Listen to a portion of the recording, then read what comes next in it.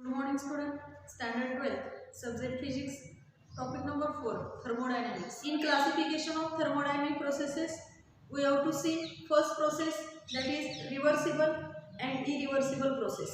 Reversible means काय, आपल्याला परत ती मिळवता येणार आहे, आणि irreversible म्हणजे काय, ही प्रोसेस आपल्याला परत मिळवता येणार नाही. आपण irreversible प्रोसेस जर बघितलं तर आपण एक्झाम्पल घेऊ शकतोय, इनफ्लाटेड बलून आपण घेऊ शकतोय, किंवा टायर घेऊ शकतोय, किंवा रबिंग और पाम्स टुगेदर आपण घेऊ शकतोय, किंवा आपण एक्झाम्पल घेतलं होतं burning of candle. These are the examples of the काय होतं त्या ठिकाणी इरिव्हर्सिबल प्रोसेस. आता रिव्हर्सिबल प्रोसेसचे एक्झाम्पल्स काय, तर आपल्याला जनरली एक्झाम्पल्स माहीत आहे की आईस जो आहे तो आईस मेल्ट झाला, तर मेल्ट झाल्यानंतर it is converted into liquid म्हणतो. लिक्विड जे आहे त्याला आपण परत हीट दिली तर विच इज कन्वर्टेड इनटू काय म्हणतो त्या ठिकाणी वेपर म्हणतो. परत आपण वेपरला कंडेन्स केलं तर कंडेन्स केल्यानंतर तो लिक्विड फॉर्ममध्ये जाणार, आणि लिक्विडला कंडेन्स केलं तर तो आपल्याला सॉलिड फॉर्ममध्ये मिळणार. These are the examples of the काय सांगितलं त्या ठिकाणी reversible process. Then we have to take a second process, that is isothermal process. In isothermal process we have to see that is delta T remains the काय त्या ठिकाणी 0. Means pressure, volume and absolute temperature या तिन्हीच्या मधलं जेव्हा relation बघतो ते जेव्हा टेम्परेचर टी जो आहे तो कॉन्स्टंट असेल, 0 असेल, तर pressure which is inversely proportional to काय घेतलं होतं आपण त्या ठिकाणी व्हॉल्यूम घेतला होता, आणि मग आपण इथं सांगितलं होतं की P V is equal to constant सांगितलं होतं. या प्रोसेसमध्ये टोटल अमाऊंट ऑफ हीट जी आपण घेतली होती क्यू आपण म्हणत होतो, ती आपण amount of heat work done करण्यासाठी त्या ठिकाणी वापरणार आहोत, म्हणून तिथं आपल्याला फॉर्म्युला आला होता Q is equal to W. Next process here we have to see that is isometric process. In isometric process जर आपण बघितलं तर त्या आयसोमेरिक प्रोसेसमध्ये आपण पाहिलं होतं की डेल्टा पी जो आहे, डेल्टा पी म्हणजे आपण काय म्हटलं, it is a process, it is a constant pressure process म्हणतो. म्हणजे in this process pressure is काय असणार आहे त्या ठिकाणी कॉन्स्टंट असणार, आणि प्रेशर जर कॉन्स्टंट असेल तर त्या ठिकाणी व्हॉल्यूम जो आहे तो चेंजेस होणार आहे, आणि टेम्परेचर असं काय होत जाणार आहे त्या ठिकाणी चेंजेस होत जाणार आहे. आणि म्हणून ती व्हॅल्यू आपल्याला जी मिळाली ती व्हॅल्यू होती Q is equal to N C P in bracket T M minus काय सांगितलं होतं त्या ठिकाणी टी आय सांगितलं होतं. म्हणजे देर इज चेंज इन काय होत होतं त्या ठिकाणी टेम्परेचर त्या ठिकाणी होत होतं, आणि इंटरनल एनर्जी ऑल्सो काय होत होती त्या ठिकाणी चेंजेस त्या ठिकाणी होत होते. Today we have to see new process that is काय सांगितलं त्या ठिकाणी आयसोकोरिक प्रोसेस. आता आयसोकोरिक प्रोसेस म्हणजे काय, तर 3 पॅरामीटरमध्ये आपण सांगितलं की पहिली जी प्रोसेस एक प्रेशर, दुसरा व्हॉल्यूम, आणि तिसरा काय घेतला त्या ठिकाणी टेम्परेचर घेतलं. जर आपण बघितलं आयसोथर्मल प्रोसेसमध्ये टेम्परेचर त्या ठिकाणी कॉन्स्टंट होतं आणि प्रेशर व्हॉल्यूममधलं रिलेशन घेतलं. परवाची जी आपण आयसोमेरिक प्रोसेस बघितली, आयसोमेरिक प्रोसेसमध्ये प्रेशर कॉन्स्टंट होता आणि व्हॉल्यूम आणि टेम्परेचरमधलं रिलेशन बघितलं. आता टर्म राहिली कोणती, तर व्हॉल्यूम ही टर्म राहिली. म्हणजे आयसोकोरिक प्रेशर जे आहे इट इज काय सांगणार त्या ठिकाणी कॉन्स्टंट व्हॉल्यूम प्रोसेस असं म्हणतात. म्हणजे या प्रोसेसमध्ये टर्म कोणती कॉन्स्टंट असणार आहे, टर्मची व्हॉल्यूम टर्म काय असणार आहे त्या ठिकाणी कॉन्स्टंट असणार, आणि म्हणून या प्रोसेसला नाव काय दिलं त्या ठिकाणी it is a constant volume process. A system does not work on it's काय सांगितलं एन्व्हायरमेंट ड्युरिंग अँड काय सांगितलं त्या ठिकाणी आयसोकोरिक प्रेशर. म्हणजे आयसोकोरिक प्रेशरमध्ये वर्क डन त्या ठिकाणी होणार नाही. आता तुम्हाला वर्क डन होणार नाही म्हणजे काय, तर according to first thermodynamic first law of thermodynamics आपल्याला सगळ्यांना माहिती आहे क्यू इज इक्वल टू आपण काय म्हणतो डेल्टा यू प्लस काय म्हणतो त्या ठिकाणी डब्ल्यू असं म्हणतो. आणि जी डब्ल्यू आहे त्या डब्ल्यूची व्हॅल्यू आपण काय करत असतो डेल्टा यू प्लस डब्ल्यूची व्हॅल्यू म्हणत असतो त्या ठिकाणी पी डी व्ही म्हणतो. आता इथं काय सांगितलं आयसोकोरिक प्रोसेसमध्ये व्हॉल्यूम प्रोसेस आहे, म्हणजे इथं व्हॉल्यूम काय असणार आहे त्या ठिकाणी कॉन्स्टंट. व्हॉल्यूम कॉन्स्टंट आलं म्हणजे चेंज इन व्हॉल्यूमची व्हॅल्यू काय मिळाली आम्हाला त्या ठिकाणी 0 मिळेल. चेंज इन व्हॉल्यूमची व्हॅल्यू जेव्हा 0 मिळते ते आपण त्या ठिकाणी व्हॅल्यू काय म्हणणार Q is equal to delta U plus इथं जर व्हॅल्यू आपण 0 ठेवली तर आम्हाला ही टोटल टर्म काय येणार आहे 0 means Q which is equal to काय मिळालं त्या ठिकाणी डेल्टा यू असं. म्हणजे टोटल अमाऊंट ऑफ हीट आपण जी त्याला युटिलाइज करणार सप्लाय करणार आहे, जी टोटल अमाऊंट ऑफ हीट आपण त्या सिस्टीमला गिव्हन करणार आहे, ती टोटल अमाऊंट ऑफ हीट कशासाठी वापरण्यात येणार आहे, it is used to change in internal energy. म्हणजे टोटल अमाऊंट ऑफ हीट जी आहे ती चेंज इन इंटरनल एनर्जीसाठी आपण काय करणार आहे यूज करणार आहोत.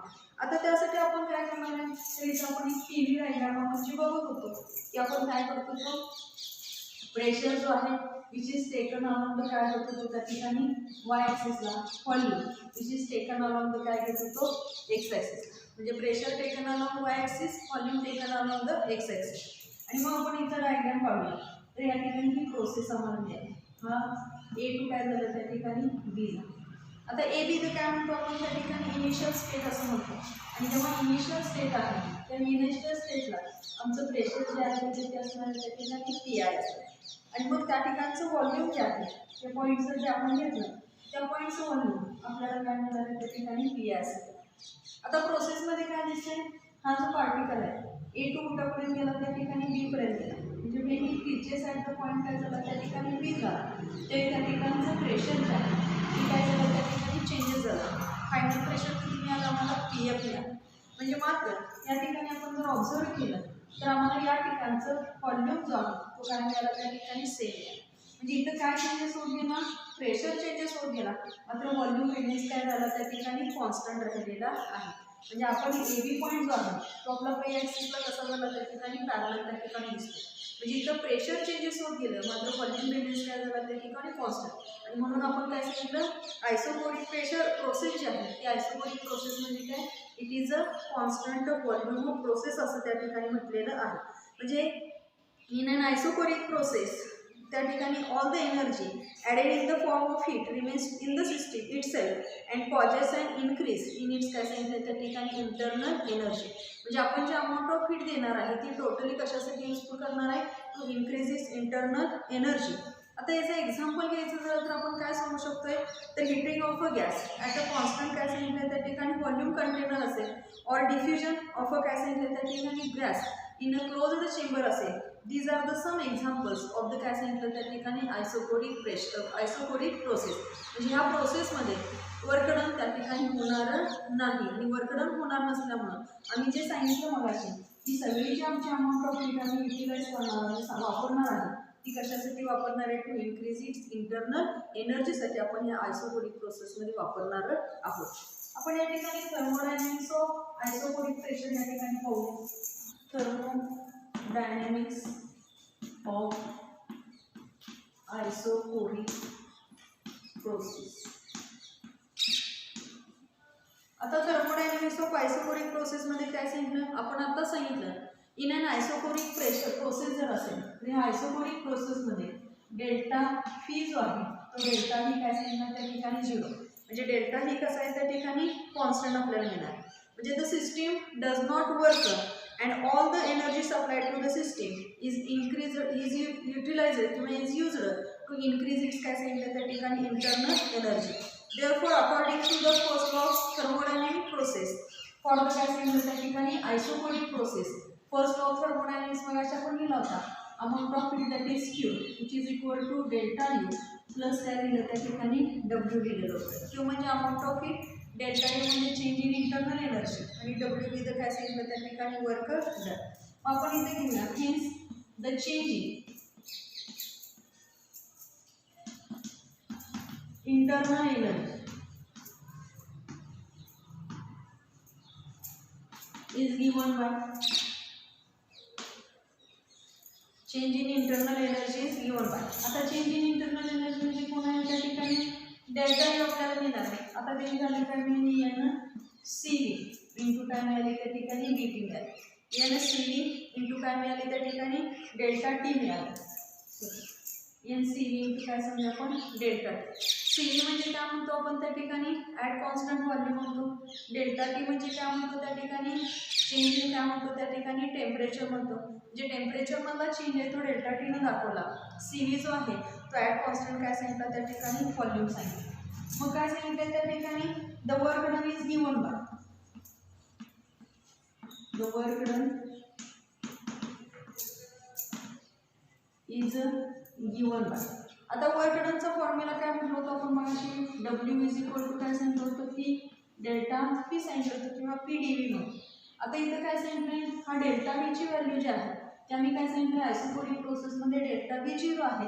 Therefore we have to return here P into 0 which is equal to काय मिळालं 0. म्हणजे ह्या डब्ल्यूची जी व्हॅल्यू आहे ती डब्ल्यूची व्हॅल्यू काय मिळाली आम्हाला त्या ठिकाणी 0 मिळाली. आता हीट एक्सचेंज्ड बाय द काय सांगितलं exchanged is given by the काय सांगितलं त्या ठिकाणी फर्स्ट लॉ ऑफ थर्मोडायनामिक्स. म्हणजे आपण हा जो आहे first law of thermodynamics Q is equal to delta U plus W यांच्यामध्ये ह्या किमती काय करूया त्या ठिकाणी सबस्टिट्यूट करूया. मीन्स काय मिळालं क्यू इज इक्वल टू आता चेंज इन इंटरनल एनर्जीची व्हॅल्यू काय मिळाल्या एन सी व्ही इंटू काय मिळालं त्या ठिकाणी डी टी मिळालं. एन सी व्ही इंटू काय मिळालं त्या ठिकाणी D T N C V into काय मिळालं त्या ठिकाणी डेल्टा टी मिळालं प्लस डब्ल्यूची व्हॅल्यू काय मिळाली 0. म्हणजे इथं आपण डेल्टा यूची व्हॅल्यू ही सबस्टिट्यूट केली N C V delta T आणि हा डब्ल्यू जो आहे त्याची व्हॅल्यू इथं 0 सबस्टिट्यूट केली. This we have to get the value काय मिळालं Q is equal to N C V delta T.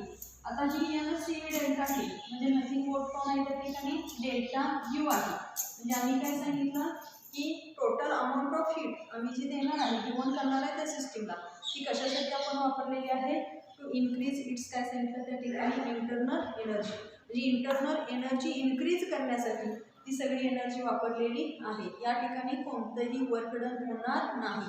Work done का होणार नाही बिकॉज आपण काय सांगितलं delta D which is equal to काय त्या ठिकाणी 0.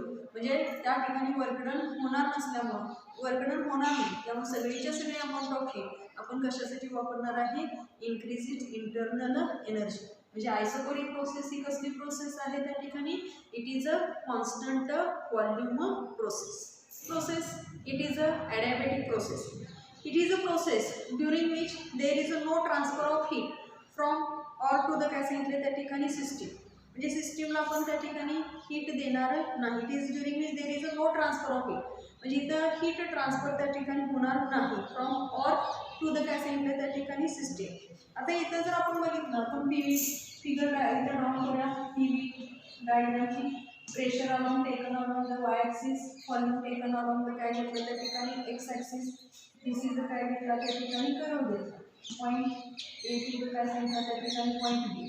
ॲट द पॉईंट ए जे आहे इनिशियल प्रेशर काय त्या ठिकाणी पी आय आहे.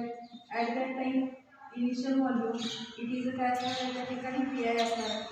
When the particle reaches to the point काय सांगितलं त्या ठिकाणी बी काय झालं त्या ठिकाणी प्रेशर चेंजेस झालं तो पी एफ झाला.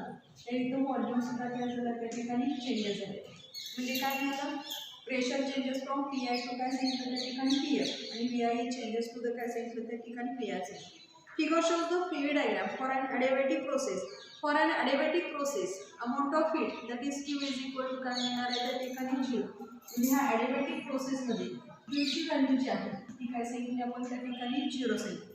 आता Q जर 0 झाला असेल तर heat is transferred to or from the system is prevented by either perfectly insulating the system from its environment or by काय सांगितलं त्या ठिकाणी carried out the changes rapidly so that there is no time for only for any exchange of काय सांगितलं त्या ठिकाणी heat. म्हणजे या ठिकाणी एक्सचेंज ऑफ हीट होण्यासाठी त्या ठिकाणी टाइम कोणता आहे there is a no time for any exchange of काय सांगितलं त्या ठिकाणी. आता उदाहरणार्थ घ्यायचं असेल तर आपण फुगा फुगवलेला आहे आणि त्या फुग्याला काय केलं टाचणी लागली तर तो काय होणार आहे त्या ठिकाणी त्यातली हवा निघून जाणार आहे. किंवा पंक्चरिंग तर काय सांगितलं त्या ठिकाणी टायर असेल पंक्चरिंग और काय सांगितलं त्या ठिकाणी इनफ्लॅटेड बलून और tyre are some familiar examples of the काय सांगितलं त्या ठिकाणी ॲडियाबॅटिक चेंजेस. म्हणजे टायर आपलं पंक्चर झालं असेल फुगा आपला पटकन त्यातली हवा निघून गेली तर तो फुगा फुटला तर ते जे प्रोसेस आहे त्या प्रोसेस आपण काय म्हणणार आहे त्या ठिकाणी ॲडियाबॅटिक प्रोसेस असणार. मग according to first law of thermodynamics घेतला तर Q इज इक्वल टू काय सांगितलं आपण डेल्टा यू प्लस काय सांगितलं डेल्टा यू तिथं काय सांगितलं इंटरनल एनर्जी सांगितलं डब्ल्यू तिथं वर्क डन सांगितलं आणि Q तिथं अमाऊंट ऑफ हीट सांगितलं. आता आपण काय सांगितलं ॲडियाबॅटिक प्रोसेसमध्ये Qची व्हॅल्यू जर 0 असेल तर आम्हाला इक्वेशन काय मिळणार बघा 0 is equal to delta U plus काय मिळालं त्या ठिकाणी डब्ल्यू. आणि मग आपण ती टर्म एक आणली तर minus W is equal to काय मिळालं डेल्टा यू. म्हणजे delta U which is equal to काय मिळालं त्या ठिकाणी मायनस डब्ल्यू. आता याच्यावरनं काय दिसतंय जर आमचं वर्कडन काय असेल त्या ठिकाणी निगेटिव्ह असेल वर्कडन काय असेल आमचं त्या ठिकाणी निगेटिव्ह असेल तर इथे इंटरनल एनर्जी जी आहे ती आम्ही काय करणार आहे वेन सिस्टीम इज कॉम्प्रेस आहे. जिथं सिस्टीम इंटरनल एनर्जी काय झालं त्या ठिकाणी कॉम्प्रेस आहे. म्हणजे आपण सिलेंडर घेत होतो या पद्धतीने आणि ह्या सिलेंडरला आपण मध्ये पिस्टन आपलं जेव्हा आम्ही काय सांगितलं वर्क डन म्हणजे हा पिस्टन जो आहे तो पिस्टन काय झाला त्यानं नोची जागा या ठिकाणी सोडली म्हणजे एवढं काय झालं त्या ठिकाणी वर्क डन झालं. वर्क डन झालं म्हणजे जे पॉझिटिव्ह वर्क डन झालं ते आमचा गॅस जो आहे सिलेंडर त्या ठिकाणी काय झालं तर तो एक्सपांड झाला म्हणजे जेव्हा तो एक्सपांड होणार आहे ते वर्क डन काय असणार त्या ठिकाणी पॉझिटिव्ह असणार. वर्क डन पॉझिटिव्ह झालं आणि आमची इंटरनल एनर्जी काय झाली कमी झाली. जेव्हा हा काय केलं हा जो पिस्टन आहे परत काय झालं त्या ठिकाणी कॉम्प्रेस केलं. आता कॉम्प्रेस केला म्हणजे काय झालं कमी झाला म्हणजे तिथला व्हॉल्यूम कमी झाला. व्हॉल्यूम कमी झाला म्हणजे वर्क डन काय झालं त्या ठिकाणी निगेटिव्ह झालं. वर्क डन निगेटिव्ह झालं म्हणजे इंटरनल एनर्जी काय झाली त्या ठिकाणी इन्क्रीज झालेली आहे. आणि म्हणून when a system expand adiabatically W is काय सांगितलं त्या ठिकाणी पॉझिटिव्ह म्हणजे वर्क डन ज्यावेळी सिस्टीममध्ये होणार आहे तेव्हा वर्क डन पॉझिटिव्ह असेल त्यावेळी डेल्टा यू काय असणार आहे त्या ठिकाणी निगेटिव्ह असणार आहे म्हणजे इंटरनल एनर्जी काय झाली त्या ठिकाणी कमी झाली. इंटरनल एनर्जी काय होत गेली त्या ठिकाणी डिक्रीजेस होती. त्यानं सिस्टीम इज काय सांगितलं त्या ठिकाणी कॉम्प्रेस झालं. सिस्टीम कॉम्प्रेस झाली म्हणजे वर्क डन काय झालं त्या ठिकाणचं निगेटिव्ह झालं. वर्क डन जर निगेटिव्ह झालं असेल तर तिथलं इंटरनल एनर्जी काय होणार आहे त्या ठिकाणची इन्क्रीज होणार आहे म्हणजे डेल्टा यू हा काय असणार आहे त्या ठिकाणी पॉझिटिव्ह असणार. म्हणजे काय सांगितलं वर्क डन जर निगेटिव्ह असेल हा वर्क डन निगेटिव्ह झालं तर डेल्टा यू काय दिसतो तुम्हाला त्या ठिकाणी पॉझिटिव्ह दिसतोय म्हणजे डेल्टा यू पॉझिटिव्ह झाला. जेव्हा वर्क डन आमचं पॉझिटिव्ह होईल तेव्हा डेल्टा यू काय असणार आहे त्या ठिकाणी निगेटिव्ह असणार म्हणजे डेल्टा यू आणि डब्ल्यू हे एकमेकाला कशा आहेत त्या ठिकाणी अपोजिट नाही. वर्क डन वाढलं एनर्जी कमी झाली. वर्क डन कमी झालं इंटरनल एनर्जी काय झाली त्या ठिकाणी इन्क्रीज झालेली आहे. The internal energy of the system increases in and काय सांगितलं त्या ठिकाणी ॲडियाबॅटिक प्रोसेस म्हणजे internal energy of the system जी आहे ती इन्क्रीजेस इन द काय सांगितलं त्या ठिकाणी ॲडियाबॅटिक प्रोसेस. आणि म्हणून सांगितले टेम्परेचर इन्क्रीजेस फिन इंटरनल एनर्जी जी आहे ती काय झाली त्या ठिकाणी इन्क्रीजेस म्हणजे टेम्परेचर इन्क्रीज झालं तर इंटरनल एनर्जी काय जाणार आहे इन्क्रीज होणार आहे. आणि Wien temperature decreases internal energy काय होणार आहे त्या ठिकाणी डिक्रीजेस होणार आहे. म्हणजे आपण काय सांगितलं delta U which is equal to minus W झाला. वर्क डन निगेटिव्ह जर झालं तर डेल्टा यू पॉझिटिव्ह असणार आहे आणि डब्ल्यू जेव्हा पॉझिटिव्ह असेल वर्क डन पॉझिटिव्ह असेल ते इंटरनल एनर्जी काय असणार आहे निगेटिव्ह असणार आहे. मात्र ॲडियाबॅटिक प्रोसेसमध्ये आपण सांगितलं temperature increases internal energy increases temperature decreases internal energy काय सांगितलं त्या ठिकाणी डिक्रीजेस म्हणून आपल्याला सांगितलेलं आहे. Here we have to taken thermodynamics of काय घेणार आहे त्या ठिकाणी ॲडियाबॅटिक प्रोसेस. जसं आपण थर्मोडायनेमिक्स ऑफ आयसोबेरिक प्रोसेस बघितलं होतं आयसोकोरिक प्रोसेस बघितलं होतं त्याच पद्धतीनं आयसोथर्मल प्रोसेस बघितलं होतं त्याच पद्धतीनं आपण आज ॲडियाबॅटिक प्रोसेस बघणार. आता याच्यामध्ये काय सांगितलं फॉर अन ॲडियाबॅटिक प्रोसेस सांगितलं पी रेस टू काय त्या ठिकाणी gamma which is equal to काय सांगितलं त्या ठिकाणी कॉन्स्टंट सांगितलं which is equal to U to taken काय घेतलं त्या ठिकाणी सी घेतलं. फेर आम्ही काय सांगणार आहे गॅमा जो आहे it is the ratio of त्या ठिकाणी सांगतो. रेशो ऑफ कोणाचा आहे त्या ठिकाणी स्पेसिफिक हीट रेशो आपण सांगतो त्याला. आता हा स्पेसिफिक हीट रेशो म्हणजे कोणाचा आहे ॲट कॉन्स्टंट काय सांगितलं त्या ठिकाणी pressure to the at constant of the काय सांगितलं त्या ठिकाणी व्हॉल्यूम सांगितलं. म्हणजे गॅमा इज द काय सांगितलं it is the ratio of specific heat at constant pressure to the specific heat at constant काय सांगितलं त्या ठिकाणी व्हॉल्यूम. म्हणून आपण काय लिहिलं gamma is equal to CP upon काय लिहिलं CV. हा जो आहे हा CP upon CV specific pressure त्याला आपण अजूनही काय म्हणू ठेवू शकतो ॲडियाबॅटिक रेशो असे सुद्धा त्याला त्या ठिकाणी म्हणू शकतो. म्हणजे त्या गॅमाचं नाव काय आहे त्या ठिकाणी ॲडियाबॅटिक रेशो देतो. आपण जो आहे कायनेटिक थिअरी ऑफ गॅसेसमध्ये आपण पॉईंट बघितले होते की इक्विपार्टिशन ऑफ एनर्जी फॉर द मोनोॲटॉमिक गॅससाठी बघितलं होतं डायॲटॉमिक गॅससाठी बघितलं होतं आणि पॉलिॲटॉमिक गॅसेससाठी बघितलं होतं. आणि त्याच्यामध्ये आपण ह्या गॅमाच्या काय केल्या होत्या त्या ठिकाणी व्हॅल्यू काढल्या होत्या म्हणजे आमचा ॲडियाबॅटिक रेशो आपण त्या ठिकाणी काढलेला होता. आता फॉर द मोनोॲटॉमिक गॅसेस असेल तर मोनोॲटॉमिक गॅसेससाठी ही गॅमाची व्हॅल्यू आपल्याला काय मिळाली होती त्या ठिकाणी 5/3 मिळाली. कोणासाठी मोनोॲटॉमिक गॅसेससाठी. आता मोनोॲटॉमिक गॅसेस जर आपण बघितलं होतं तर त्याच्यामध्ये काय सांगितलं होतं मोनोॲटॉमिक गॅसेस असतील तर त्याला त्या ठिकाणी 3 ट्रान्सलेशन काय होतं त्या ठिकाणी डिग्री ऑफ फ्रीडम होतं. 3 ट्रान्सलेशन डिग्री ऑफ फ्रीडम असल्यामुळे आपल्याला त्या ठिकाणी व्हॅल्यू काय मिळाली होती 3/2 मिळाली होती. आणि हे काय मिळाली होती त्या ठिकाणी KBT ही व्हॅल्यू आपल्याला त्या ठिकाणी मिळाली होती एनर्जीची. परत आम्ही काय केलं होतं त्याच्यावरून आपण CVची व्हॅल्यू काढली होती. CVची जी व्हॅल्यू मिळाली होती ती CVची व्हॅल्यू काय मिळाली होती आपण 3/2 काय मिळालं होतं त्या ठिकाणी RT मिळाली होती. त्या 3/2 RTला नंतर आम्ही CP minus CV is equal to R.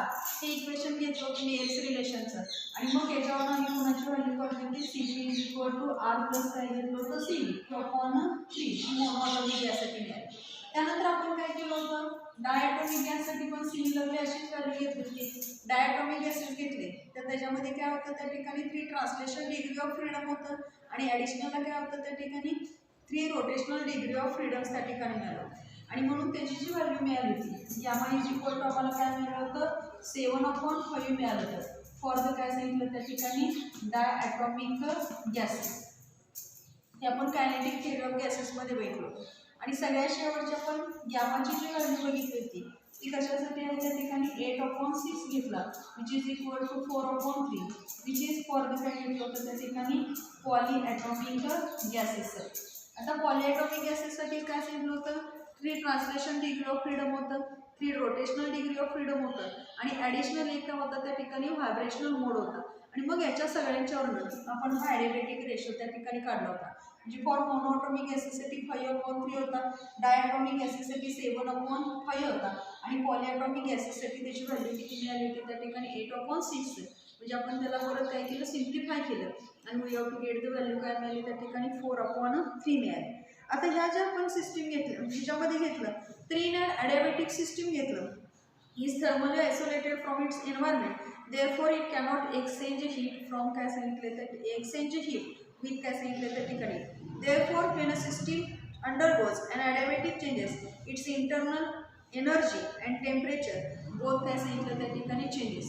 म्हणजे ह्या प्रोसेसमध्ये ॲडिबॅटिक प्रोसेसमध्ये इंटरनल एनर्जी आणि त्याचं टेम्परेचर काय होतं त्या ठिकाणी चेंजेस होते. मगाशी आपण सांगितलं टेम्परेचर इन्क्रीज होत गेलं तर इंटरनल एनर्जी इन्क्रीज होत जाणार आहे टेम्परेचर डिक्रीज झालं तर इंटरनल एनर्जी काय होणार आहे त्या ठिकाणी डिक्रीज होत जाणार म्हणजे when the internal energy decrease the temperature decrease and when internal energy increase temperature असं काय झालं त्या ठिकाणी इन्क्रीज झालं म्हणजे सिस्टीम अंडरगोज अन ॲडिबॅटिक चेंजमध्ये असेल तर its temperature and internal energy both are काय होणार आहे त्या ठिकाणी चेंजेस होणार. म्हणून चेंज इन इंटरनल एनर्जी जी आहे ते आपल्याला व्हॅल्यू मिळाल्या delta U is equal to C V in bracket काय सांगितलं त्या ठिकाणी डेल्टा टी सांगितलं. डेल्टा यू म्हणजे change in internal energy delta T म्हणजे काय सांगितलं त्या ठिकाणी चेंज इन इट्स टेम्परेचर आपण सांगितलेलं आहे.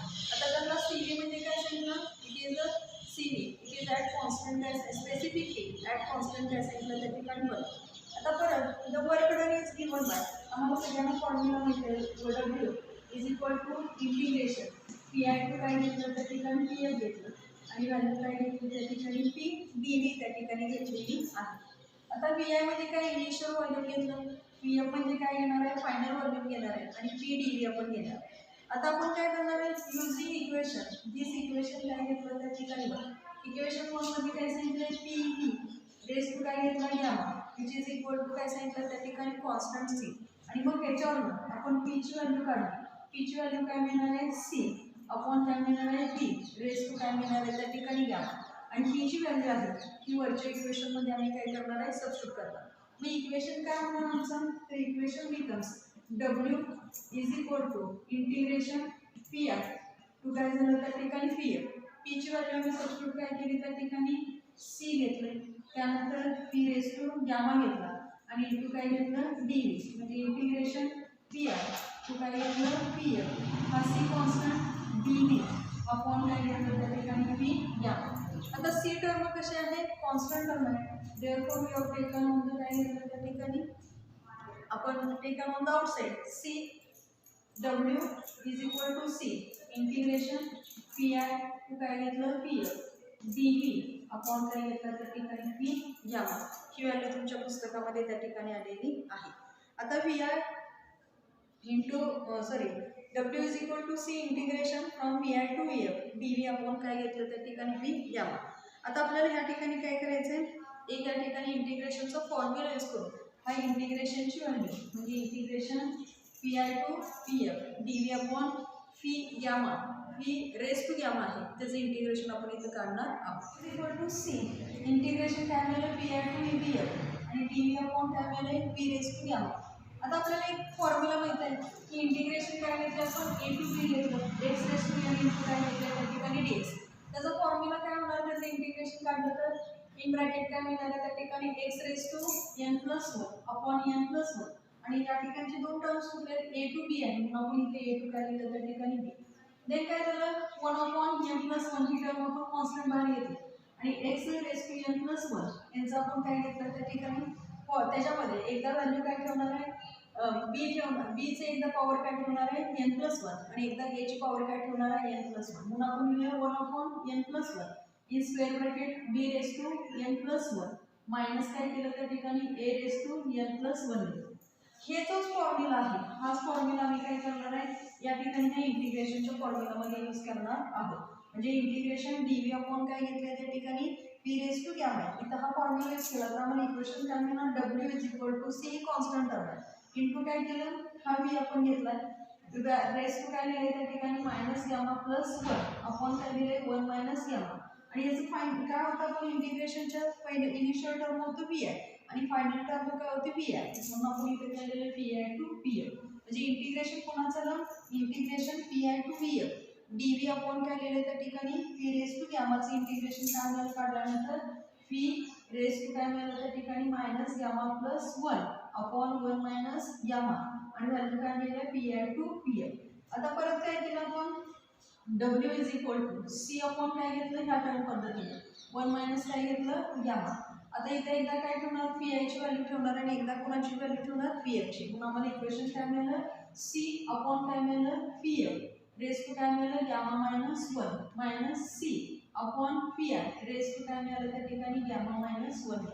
मग आपण सुरुवातीला काय बघितलं होतं P V raise to gamma घेतला होता पी रेज टू गॅमा घेतला विच इज इक्वल टू काय मिळालं होतं कॉन्स्टंट मिळालं होतं आणि ह्या कॉन्स्टंट टर्मची किंमत काय मिळाली होती सी मिळाली. सिमिलरली आपण काय करू शकतोय पी आय घेऊ शकतोय P I gamma which is equal to P F gamma which is equal to काय घेतलं त्या ठिकाणी सी घेतलं म्हणजे ती टर्म सुद्धा काय नाही कॉन्स्टंट कारण आम्ही काय सांगितलं P V raise to gamma घेतला which is equal to constant C असेल तर पी आय म्हणजे initial pressure initial volume final pressure final volume आणि व्हॉल्यूम रेज टू काय असेल गॅमा हा सुद्धा काय होणार टर्म कॉन्स्टंट काय करू शकतोय त्या ज्या किमती आहेत सीच्या त्या किमती इथे काय करू शकतो सबस्टिट्यूट करू शकतो. आता सबस्टिट्यूट केलं तर आमचं इक्वेशन कसं होणार बघा आपल्याला इक्वेशन मिळालेलं आहे W which is equal to C 1 minus C upon 1 minus gamma upon आता C ची व्हॅल्यू एकदा काय ठेवणार आम्ही पी एफ असेल तर तिथं पी एफ ठेवणार तर आपण घेतल्या पी एफ आणि काय म्हटलं पी एफ घेतलं रेज टू काय त्या ठिकाणी gamma upon P F raise to काय लिहिलं त्या ठिकाणी गॅमा मायनस 1 मायनस ही टर्म आपण घेणार आहे मायनस सी ची व्हॅल्यू परत काय ठेवणार पी आय रेज टू काय घेतलं gamma P I raise to काय घेतला गॅमा मायनस 1 आणि ब्रॅकेट काय झाला त्या ठिकाणी कंप्लीट झाला म्हणजे ह्या व्हॅल्यू आपण काय केल्या त्या ठिकाणी सबस्टिट्यूट केले. आता इथं आपण जर घेतलं which is equal to W is equal to आपण या ठिकाणी घेणार आहे सी ची किंमत आपण सगळीकडे ठेवलेली आहे आणि ह्या सी ची किंमत आपण काय ठेवली होती पी आय ठेवली म्हणजे 1 अपॉन काय मिळाला 1 minus gamma in bracket P F raise to gamma P F raise to gamma minus 1 minus P I raise to gamma upon P I raise to gamma minus 1 square bracket काय झालं त्या ठिकाणी complete झालं म्हणजे हे equation आम्हाला या ठिकाणी मिळालेलं आहे. आता इथं आपल्याला मिळाल्यानंतर आम्ही काय करणार W इज इक्वल टू इथला टर्म काय होता एकमेकाला त्या ठिकाणी कॅन्सल होतं आणि जेव्हा टर्म कॅन्सलिंग होते तेव्हा आम्हाला व्हॅल्यू काय मिळणार W is equal to 1 minus काय मिळालं त्या ठिकाणी गॅमा इन ब्रॅकेट हा पी एफ मिळाला आणि त्या ठिकाणची जी व्हॅल्यू मिळणार आहे ती कुठली मिळाली त्या ठिकाणी पी एफ मायनस काय मिळाली पी आय इंटू काय मिळालं त्या ठिकाणी पी आय मिळालेला म्हणजे आम्हाला व्हॅल्यू काय मिळालं पी एफ मायनस काय मिळालं त्या ठिकाणी पी आय आणि ब्रॅकेट काय झालं त्या ठिकाणी कंप्लीट झालं. आता परत नेक्स्ट स्टेप आपण इथं करूया W is equal to 1 upon 1 minus gamma मिळालं इंटू काय मिळालं पी एफ मायनस काय मिळालं पी आय हे अनदर इक्वेशन आम्हाला या ठिकाणी मिळालेलं आहे. दिस इज इक्वेशन नंबर आपण काय लिहिलं त्या ठिकाणी 3 लिहिलं. आता परत काय सांगितलंय व्हॅल्यू आपण लिहू शकतो इन केस ऑफ कोणाच्या त्या ठिकाणी टेम्परेचरच्या, तर आपण इथं लिहू शकतो hence W is equal to, आता पी एफ आपण घेतलं तर ती व्हॅल्यू काय मिळते आपल्याला त्या ठिकाणी NR मिळते, म्हणजे आपण लिहिलं NR त्या ठिकाणी here we have to taken W is equal to 1/1 minus gamma P F minus PI आहे. आता इथं आम्ही काय करणार आहे, इथं आपण NR ची व्हॅल्यू त्या ठिकाणी ठेवणार आहे. P is equal to NRT म्हणतो त्या संदर्भात NRT ची किंमत ठेवली तर T हा जो आहे तो टेम्परेचर चेंजेस होत जाणार. W is equal to NR in bracket Ti minus Tf upon काय मिळालं 1 minus gamma मिळालं, which is equal to कोण येणार आहे त्या ठिकाणी Pf minus Pi upon काय मिळालं त्या ठिकाणी 1 minus काय मिळालं त्या ठिकाणी gamma. म्हणजे आता आपल्याला हे इक्वेशन मिळालं की W is equal to Pf minus Pi upon काय मिळालं 1 minus gamma which is equal to NR in bracket काय मिळालं Ti minus Tf upon काय मिळालं 1 minus gamma. आता हे जे इक्वेशन आपल्याला 4th नंबरचे इक्वेशन जे मिळाले ते इक्वेशन आम्हाला काय सांगते, when work is done by the काय सांगितलं त्या ठिकाणी gas, work done by the gas असेल तर when the गॅस काय सांगितलं त्या ठिकाणी एक्सपांड, गॅस काय झाला एक्सपांड झाला, त्यावेळेला